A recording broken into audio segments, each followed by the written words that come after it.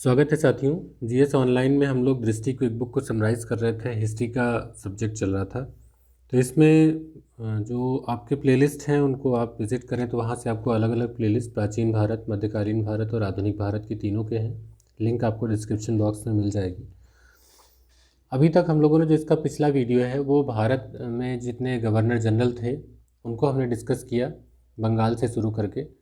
अब क्योंकि जब 1857 की क्रांति होती है तो उसके बाद इस पद को बदल करके वायसराय कर दिया जाता है। तो भारत का प्रथम वायसराय कैनिंग बनता है, क्योंकि इसको पहले आपने देखा था कि जो अंतिम गवर्नर जनरल थे वो लॉर्ड कैनिंग ही थे। तो ऐसा नहीं कि उनको हटा के फिर से लाया गया, जो पद चल रहा होता है ना उसी को उसी पद पे आसीन कर दिया गया। तो लॉर्ड कैनिंग 1856 में आए थे, तो 57 का विद्रोह होता है। 58 में जब ये भारत शासन अधिनियम आता है तो इनको भारत का प्रथम वायसराय नियुक्त कर दिया जाता है। तो आज हम लोग यहाँ से पढ़ेंगे, देखेंगे क्या इंपॉर्टेंट फैक्ट्स हैं। एक्चुअली बहुत क्वेश्चन आते हैं यहाँ से, कमीशन का बहुत फेवरेट सेगमेंट है और अक्सर कर क्वेश्चन यहाँ से पूछ लिए जाते हैं। गलत होने के भी चांसेस ज़्यादा होते हैं क्योंकि थोड़ा फैक्ट ज़्यादा है। आप कहेंगे इसमें बहुत ज़्यादा एक्सप्लेन करने की नीड है, हाँ बिल्कुल है, लेकिन क्योंकि इसमें जो टॉपिक हैं वो अपने आप में कंटेंट है तो सब पे एक चर्चा की जा सकती है काफ़ी लंबी। तो इतना अगर मैं पढ़ाऊँगा तो फिर ये जो हमारा पर्पज़ है कि भारत के वायसराय के दौरान कौन कौन सी घटनाएं हुई उससे हम हट जाएंगे। तो हम लोग इम्पॉर्टेंट फैक्ट जो यहाँ बुक में दिया गया है इसी को देखेंगे, जो नीड होगी आगे उस पर डिस्कस भी कर लेंगे। तो आइए शुरू करते हैं लॉर्ड कैनिंग के बारे में। तो जैसा कि पहले बताया कि भारत के प्रथम वायसराय ये रहे और इनके समय में विधवा पुनर्विवाह अधिनियम 1856 लागू किया गया, जिसमें ईश्वर चंद्र विद्यासागर की महत्वपूर्ण भूमिका रही थी। नील विद्रोह और श्वेत विद्रोह 1859 का श्वेत विद्रोह एक क्लाइव के समय भी हुआ था, तो वो अलग है। यूरोपीय सेना द्वारा जो श्वेत विद्रोह हुआ था 1859 में, लॉर्ड कैनिंग के समय हुआ था, और 1859 में ही नील विद्रोह हुआ था, तो वो भी लॉर्ड कैनिंग के समय में होता है। लॉर्ड कैनिंग के समय में बनाई जाती है नागरिक विधि संहिता 1859 में, 1860 में भारतीय दंड संहिता और 1861 में फौजदारी विधि संहिता का निर्माण किया जाता है। जो भारतीय परिषद अधिनियम है, इंडियन काउंसिल एक्ट 1861, इन्हीं के समय में पारित हुआ था। और एक महत्वपूर्ण था हाई कोर्ट एक्ट 1861 का। तो इसी के बाद संपूर्ण देश में एक ही दंड संहिता लागू हो गई थी। और इम्पॉर्टेंट फैक्ट ये है कि भारत में पहली बार आयकर लगाया गया था, जिसको अर्थशास्त्री विल्सन द्वारा प्रस्तुत किया गया था। तो लॉर्ड कैनिंग का इंपॉर्टेंट सेगमेंट है क्योंकि पहले वायसराय हैं और अक्सर कर इसमें से विद्रोह को लेकर के जो संहिताएं हैं इनको लेकर के क्वेश्चन पूछे जा सकते हैं। लॉर्ड एल्गिन प्रथम और लॉर्ड एल्गिन द्वितीय दोनों हैं, यहाँ प्रथम से मतलब है तो जो वहाबी आंदोलन का दमन करते हैं वो लॉर्ड एल्गिन प्रथम के समय में होता है। 1862 से 63 का समय है।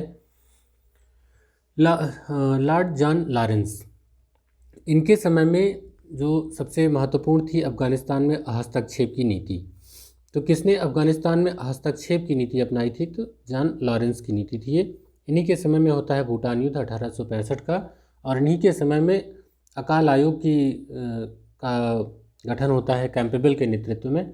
दरअसल उड़ीसा में 1866 में और बुंदेलखंड तथा राजपूताना में 1868-69 में भीषण अकाल पड़ा था। तो इसमें कैंपेबल के नेतृत्व में अकाल आयोग की स्थापना की गई थी। और 1865 में ही 3 नए हाईकोर्ट बनाए गए थे। कहाँ कहाँ पे? तो बम्बई, कलकत्ता और मद्रास में। तो तीनों हाईकोर्ट जो है लॉर्ड जॉन लॉरेंस के समय में हुए थे 1864-69 के दौरान। लॉर्ड मेयो का बहुत इंपॉर्टेंट सेगमेंट है। ये जो कार्यकाल है 1869 से 72 का, यहाँ से क्वेश्चन कई आते हैं। अजमेर में एक मेयो कॉलेज की स्थापना की गई थी इनके समय में।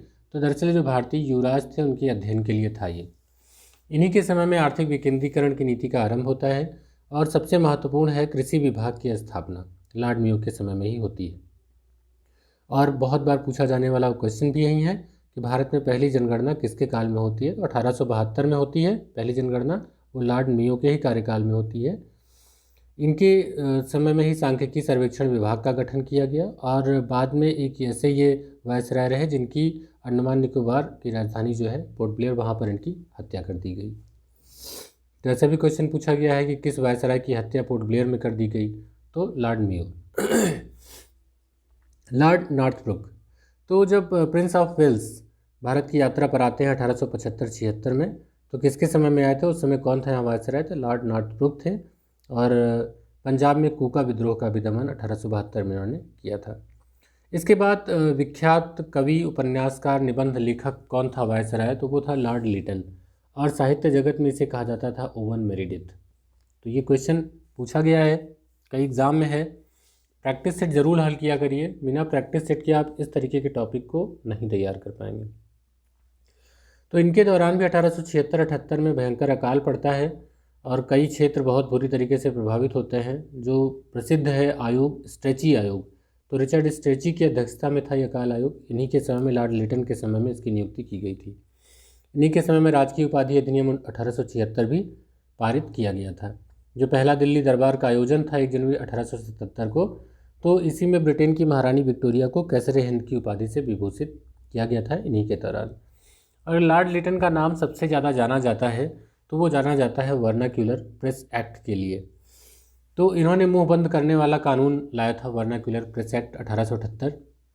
इसके जरिए उन्होंने कहा कि जो देसी भाषा के भारतीय समाचार पत्र हैं उन पर कठोर प्रतिबंध लगाया था। देसी भाषा का मतलब जो यहाँ की लोकल लैंग्वेजेस थी, तो अंग्रेजी के समाचारों पे वो नियम लागू नहीं होते थे। और जो यहाँ की वर्नाक्यूलर लैंग्वेजेस थी, वर्नाक्यूलर मतलब देसी भाषा है, तो इसलिए इसका नाम वर्नाक्यूलर प्रेस एक्ट पड़ता है। तो देसी भाषा के भारतीय समाचार पत्रों पर कठोर प्रतिबंध इन्होंने लगाया था। हटाया किसने था? अभी अगले जो आएंगे रिपन। तो लिटन ने लगाया, लीला, और रिपन ने हटाया, ऐसे याद रखिएगा। तो लॉर्ड लिटन का 1878 का vernacular press act most important है। इन्हीं के समय में भारतीय शस्त्र अधिनियम 1877 में पारित होता है, और इसके बाद ये हो जाता है कि शस्त्र रखने और इसके व्यापार के लिए लाइसेंस लेना अनिवार्य कर दिया गया। तो प्रसिद्ध द्वितीय आंग्ल अफगान युद्ध लॉर्ड लिटन के ही समय में होता है, और इन्हीं के समय एक बड़ा विवादित बात ये था प्रतियोगी परीक्षाओं के लिए कि सिविल सेवा परीक्षाओं में जो प्रवेश की अधिकतम आयु सीमा थी वो 21 वर्ष थी, उसको घटा करके 19 वर्ष कर दिया गया। तो इसका बड़ा विरोध हो रहा था भारत में, लगातार इसको हटाने की मांग की जा रही थी। अगला देखते हैं लॉर्ड रिपन को। तो भारत में इनको सुशासन का जनक कहा जाता है। समय इनका ध्यान रखिएगा 1880 से 84 का है। लॉर्ड रिपन को लेके क्वेश्चंस कई आते हैं, और देखिए वायसराय वाला पूरा सेगमेंट अब मैं बार बार नहीं कहूँगा कि आते हैं कि नहीं आते हैं। क्यों? क्योंकि यहाँ से क्वेश्चन बनते ही बनते हैं। तो इसमें पंडित मदन मोहन मालवीय थे, 1909 का कांग्रेस अधिवेशन हुआ था, उसमें उन्होंने रिपन के बारे में कहा था कि रिपन भारतीय वायसराय में सबसे अधिक लोकप्रिय थे। इन्हीं के समय में होती है अफगानिस्तान से संधि 1881 की, और अभी मैंने डिस्कस ही किया कि जो वर्नाक्यूलर प्रेस एक्ट लगाया था लिटन ने, तो उसको 1882 में इन्होंने इसको रद्द कर दिया। प्रथम कारखाना अधिनियम 1881 आया। कारखाना अधिनियम का बड़ा अच्छे से मैंने lecture complete on white board पढ़ाया है, तो आप उसको, जो आधुनिक भारत का इतिहास एक दृष्टि क्विक बुक के नाम से है, उसके अलावा भी एक आधुनिक भारत का इतिहास है जो क्लासरूम लेक्चर है, उसको आप विजिट करेंगे तो आपको उसमें बहुत सारे जो टॉपिक हैं सीरियल से आपको मिल जाएंगे, वहाँ से आप उसको बहुत अच्छे से पढ़ सकते हैं। तो प्रथम कारखाना अधिनियम 1881 पारित किया गया इनके समय में। मैसूर के शासक को गद्दी की वापसी कर दी गई, और वित्तीय विकेंद्रण की नीति का नियमीकरण किया गया। अगर लॉर्ड रिपन सबसे ज़्यादा माने जाते हैं तो एक चीज़ के लिए, वो था स्थानीय सुशासन। तो स्थानीय सुशासन संबंधी सरकारी प्रस्ताव कब लाया गया? 1882 में, इसीलिए इनको भारत में सुशासन का जनक भी कहते हैं। शिक्षा आयोग में हंटर आयोग का बड़ा महत्व स्थान। सर विलियम हंटर की अध्यक्षता में हंटर आयोग की नियुक्ति की गई थी 1882 में, और इसने प्राथमिक माध्यमिक स्तर पर सुधार और प्रयासों की समीक्षा इसको करना था।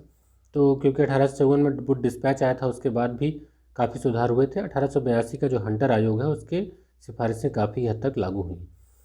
इल्बर्ट बिल विवाद इनके समय की प्रमुख घटना है 1883-84 की।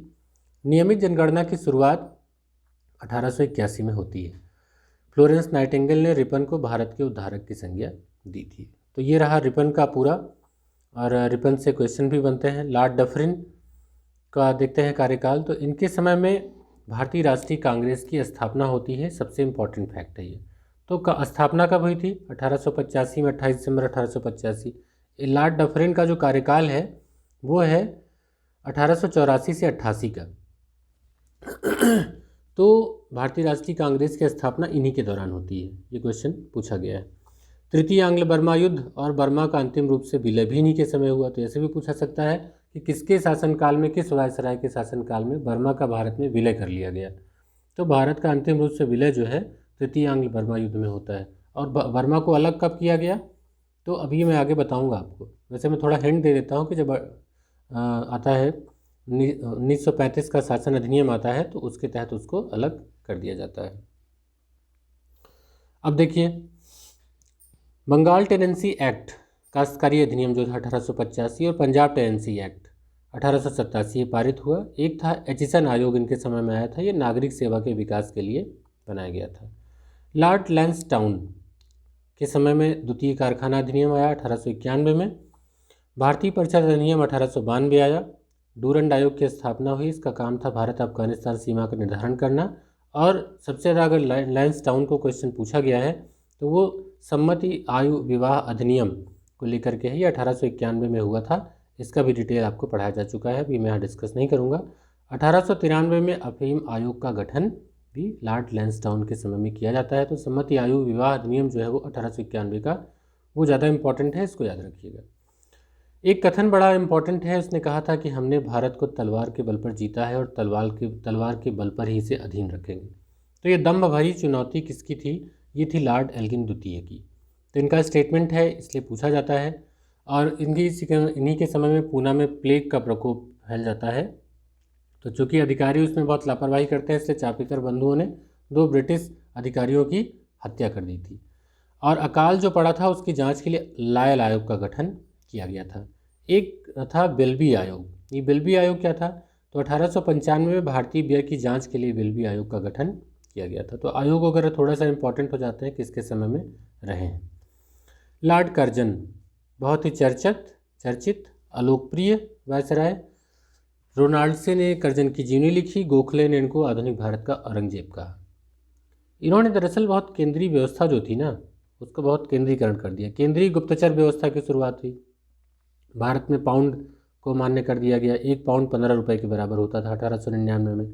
अधिनियम का नाम क्या था? भारतीय टंकण व पत्र मुद्रा अधिनियम।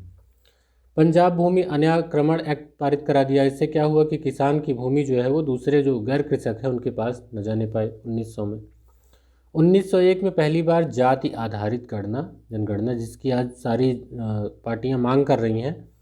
1901 में भारत में पहली बार जातिगत आधार पर जनगणना की गई। तो ये इम्पोर्टेंट हो जाता है।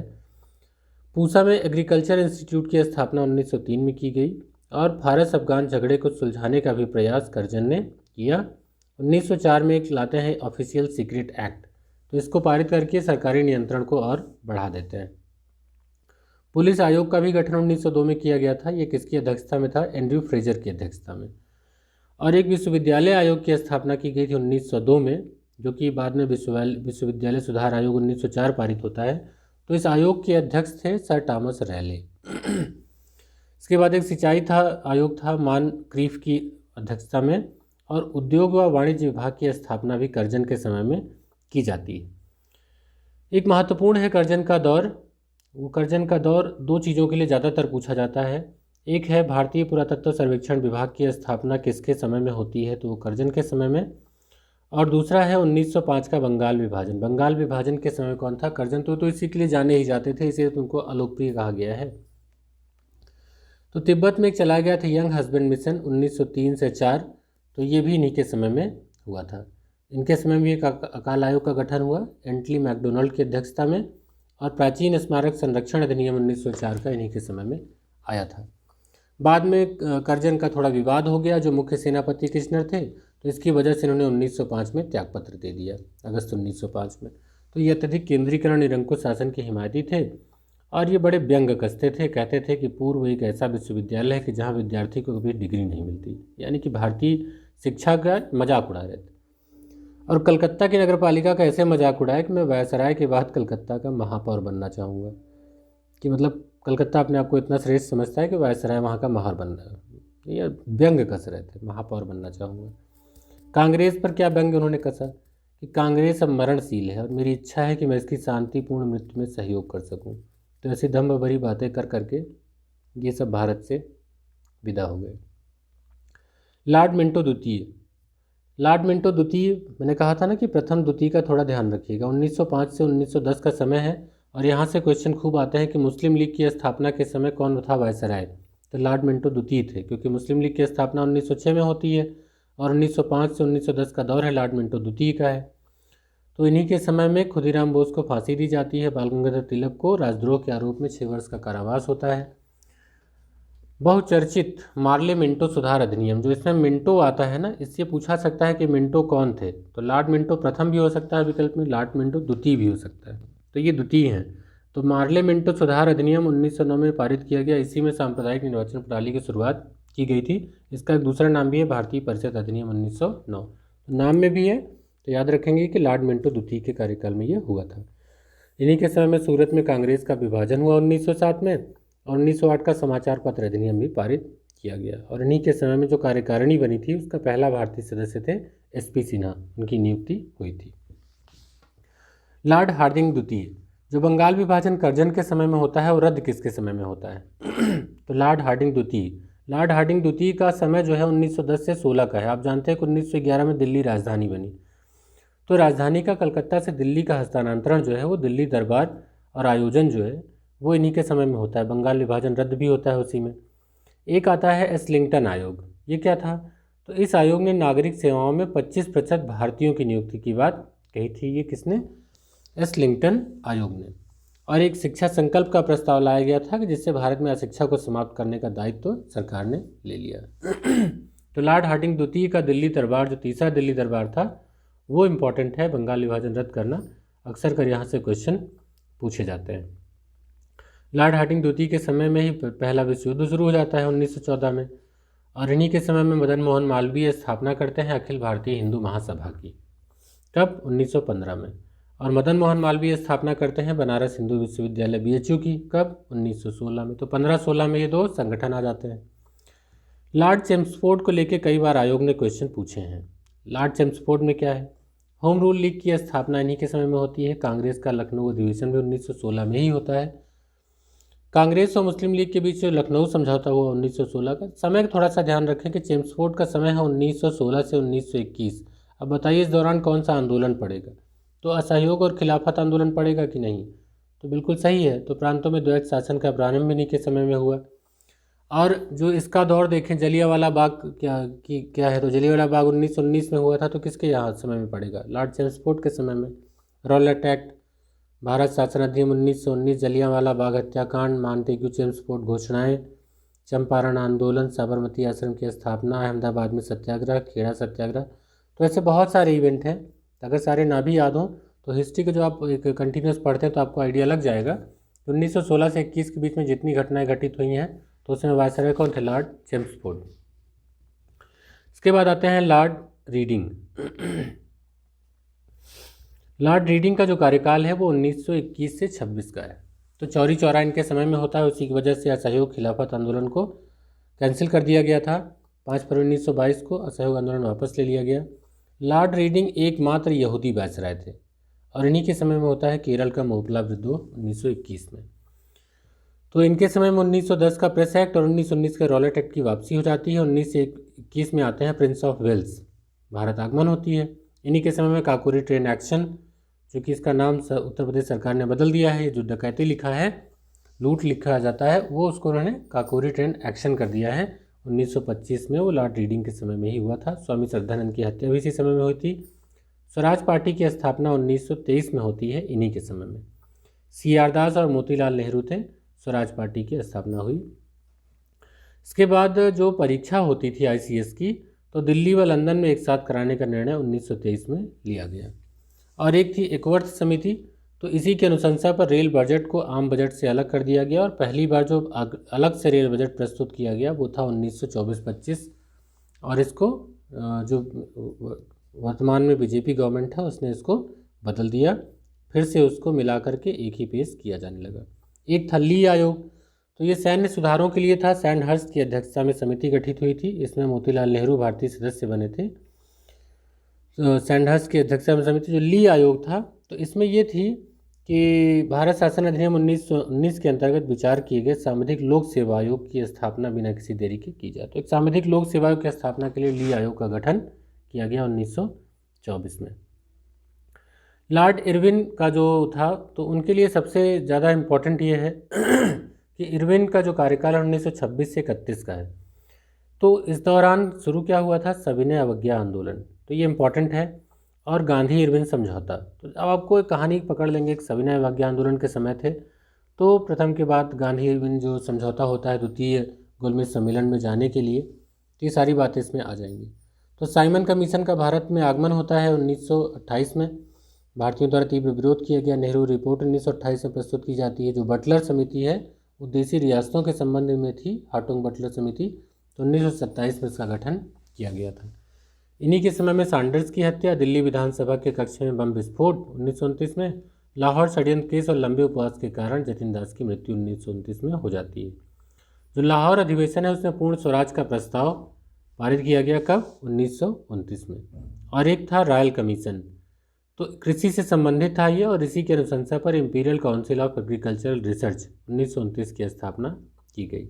जो पहला ट्रेड अधिनियम एक्ट था जिसमें हड़ताल को वैध माना गया वो 1926 में ही आया। शारदा अधिनियम था, इसमें विवाह की उम्र जो है लड़कों के लिए 18 और लड़कियों के लिए 14 वर्ष निर्धारित की गई थी। तो ये भी शारदा एक्ट जो है वो इरविन के समय में आता है। गांधी इरविन समझौता 1931 में होता है, आप जानते ही हैं। और प्रथम और तृतीय गोलमेज सम्मेलन का बहिष्कार कांग्रेस द्वारा किया गया था। अब देखिए लॉर्ड वेलिंगटन का कार्यकाल आता है। तो लॉर्ड वेलिंगटन जो हैं वो द्वितीय गोलमेज सम्मेलन के समय में सांप्रदायिक पंचायत की घोषणा, पूना पैक्ट, तृतीय गोलमेज सम्मेलन, भारत शासन अधिनियम 1935 और अखिल भारतीय किसान सभा की स्थापना इनके समय की प्रमुख घटनाएं हैं। जो कांग्रेस समाजवादी पार्टी की स्थापना है आचार्य नरेंद्र देव, जयप्रकाश नारायण द्वारा, वो भी इन्हीं के दौरान होता है। नेक्स्ट है लॉर्ड लिनलिथगो। तो इनके समय में होते हैं प्रांतीय चुनाव 1936-37 में। इन्हीं में से 8 प्रांतों में कांग्रेस ने अपनी सरकार बनाई थी और मुस्लिम लीग को पता चल गया कि उनका भविष्य भारत के इन क्षेत्रों में नहीं है। इसी समय द्वितीय विश्व युद्ध प्रारंभ हो जाता है 1939 में। तो चूँकि भारतीयों को इसमें ऐड कर लिया जाता है तो कांग्रेस के प्रांतीय सरकारों ने सामूहिक रूप से त्यागपत्र दे दिया था। जो हरिपुरा अधिवेशन हुआ था उसमें सुभाष चंद्र बोस 1938 में अध्यक्ष बने थे, 1939 में त्रिपुरी में भी जीते थे, लेकिन कहानी बताई है आपको कि गांधी जी की नाराज़गी को देखते हुए उन्होंने उससे त्यागपत्र दे दिया। और बाद में वो फॉरवर्ड ब्लॉक की स्थापना करते हैं 1939 में। फिर मुस्लिम लीग का जो लाहौर अधिवेशन होता है उसी में पृथक मांग की जाती है पाकिस्तान की 1940 में। बाद में सुभाष चंद्र बोस भारत से पलायन कर जाते हैं, आज़ाद हिंद फौज की स्थापना करते हैं 1943 में। जो 8 अगस्त 1940 है तो वायसराय द्वारा अगस्त प्रस्ताव घोषित किया गया। इसी के साथ गांधी जी का पवनार आश्रम से व्यक्तिगत सत्याग्रह प्रारंभ हुआ। क्रिप्स मिशन आया, भारत छोड़ो आंदोलन प्रारंभ हुआ 1942 में। मुस्लिम लीग का कराची अधिवेशन 1943 जो है वो बांटो और छोड़ो का नारा दिया।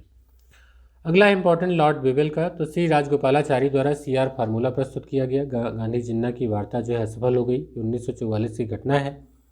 45 में वेवेल योजना शिमला सम्मेलन होता है। 45 में द्वितीय विश्व युद्ध समाप्त हो जाता है तो कैमरन मिशन का भारत आगमन होता है। इसमें जो सदस्य होते हैं स्टैफोर्ड ट्रिप्स, पैथिक लॉरेंस, सेवी अलेक्जेंडर। तो बौखलाई मुस्लिम लीग ने प्रत्यक्ष कार्यवाही दिवस जो मनाया था उसकी डेट थी 16 अगस्त 1946, वो भी इन्हीं के समय में वेवेल के समय में हुई थी। कांग्रेस द्वारा अंतरिम सरकार की स्थापना हुई तो मंत्रिमंडल के बारे में मैंने डिस्कस किया हुआ है। और बाद में हाउस ऑफ कॉमन्स में प्रधानमंत्री क्लीमेंट एटली ने भारत को स्वतंत्र करने की घोषणा की, लेकिन अभी किया नहीं है, केवल घोषणा करी थी। तो लॉर्ड माउंटबेटन का समय देखें तो भारत स्वतंत्र भारत के प्रथम गवर्नर जनरल हैं। अब चूँकि अंतिम ब्रिटिश वायसराय भी माने जाएंगे तो भारत विभाजन के संदर्भ में पहले जो बाल्कन प्रांत था इन्होंने ही दिया था, लेकिन इसको स्वीकार नहीं किया था। जो ब्रिटेन का हाउस ऑफ कॉमन्स है उसने भारतीय स्वतंत्रता अधिनियम प्रस्तुत किया, पारित करवाया, भारत को पूर्ण स्वतंत्रता था। भारत का विभाजन 15 अगस्त 1947 को किया गया। इसमें क्या हुआ कि 14 अगस्त को पाकिस्तान और 15 अगस्त को भारत स्वतंत्र हुआ। और महात्मा गांधी की हत्या भी जो है वो लॉर्ड माउंटबेटन के समय में ही होती है। तो स्वतंत्र भारत के प्रथम और अंतिम भारतीय गवर्नर जनरल, तो एक ही भारतीय गवर्नर जनरल होते हैं, वो है चक्रवर्ती राजगोपालाचारी। ये 21 जून 1948 से 26 जनवरी 1950 तक रहते हैं। तो ये रहा हमारा पूरा जो भारत के वायसराय थे उनको हमने यहाँ पर समराइज़ किया। आइए एक छोटा सा प्रैक्टिस सेट है, देख लेते हैं। 17 क्वेश्चन का है, बहुत इंपॉर्टेंट है, आपके लिए उपयोगी होगा। तो पहला क्वेश्चन देखते हैं, कलकत्ता में एशियाटिक सोसाइटी की स्थापना के समय बंगाल का गवर्नर जनरल कौन था। तो अब मैं थोड़ा इसको डिस्कस करता चलूँगा कि इसका जो सही उत्तर होगा वो होगा वारेन हेस्टिंग होगा, क्योंकि इनका जो कार्यकाल है वो 1772 से 85 का है। ठीक है, और इनकी जो स्थापना हुई थी एशियाटिक सोसाइटी के 1784 में विलियम जोन्स द्वारा की गई थी। भारतीय लोक सेवा का प्रवर्तन किया गया तो किसके काल में? कॉर्नवालिस के शासनकाल में। कॉर्नवालिस का जो शासनकाल है वो 1786 से 93 का है। भारतीय राज्यों पर अंग्रेजी प्रभुत्व स्थापित करने के लिए किसने प्रशासन में सहायक संधि प्रणाली का सूत्रपात किया? तो सहायक संधि किसने लगाई थी? तो सहायक संधि लगाई थी लॉर्ड वेलेस्ली ने। ये 1798 में लगाई गई थी। लॉर्ड वेलेस्ली का जो समय हो 1798 से 1805 का है। इसके बाद नेक्स्ट क्वेश्चन है, सती प्रथा पर पाबंदी किसने लगाई? तो ये लगाई थी विलियम बेंटिक ने।